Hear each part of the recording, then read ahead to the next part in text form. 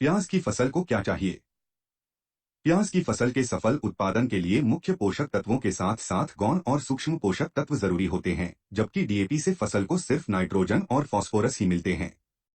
किस तरह प्याज की फसल के लिए ग्रो प्लस उसमें निहित पोषक तत्वों के कारण महत्वपूर्ण है? अधिक जानकारी के लिए दिए गए नंबरों पर संपर्क करें।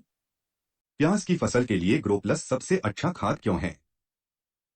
प्रमुख पोषक तत्व फास्फोरस के साथ साथ गौण और सूक्ष्म पोषक तत्व कैल्शियम, सल्फर, जिंक और बोरान फसल को शुरू से ही मिलने लगते हैं। मिट्टी के भौतिक गुणों और पीएच में सुधार लाता है, जड़ तंत्र में पोषक तत्वों की उपलब्धता बढ़ाता है, अन्य उर्वरकों के साथ संयोजन में आसानी से उपयोग किया जा सकता है, आसान और अधिक समय तक संग्रहण किया जा सकता है। प्याज की फसल के लिए ग्रो प्लस में निहित पोषक तत्वों की भूमिका। फास्फोरस 16%।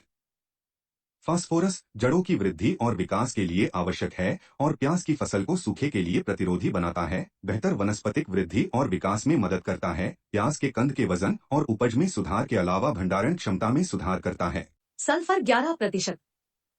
सल्फर प्याज की गंध, तीखेपन और गुणवत्ता में सुधार करता है, पत्तियों में हरित लवकों की मात्रा और प्रोटीन उत्पादन को बढ़ाता है, रोग और कीट प्रतिरोधकता में सुधार करता है। कैल्शियम 19%।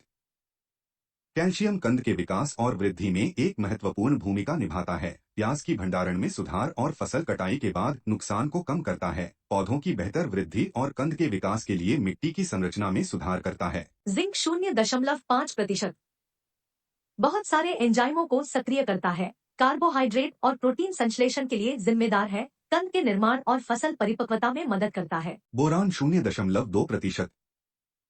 बोरोन का कार्बोहाइड्रेट चयापचय पर महत्वपूर्ण प्रभाव पड़ता है, कैल्शियम के उपयोग में मदद के साथ साथ अन्य पोषक तत्वों को लेने में मदद करता है, जड़ों और नई पत्तियों के विकास के साथ साथ फसल की गुणवत्ता और उपज पर प्रभाव पड़ता है।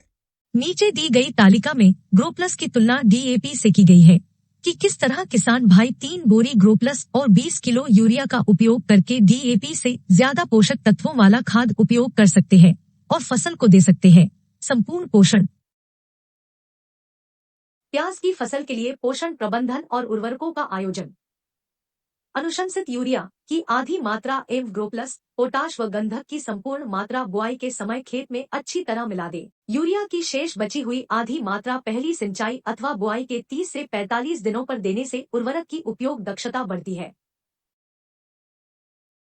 अपने नजदीकी खाद विक्रेता से ग्रो प्लस जैसा नहीं, ग्रो प्लस खाद ही लाएं।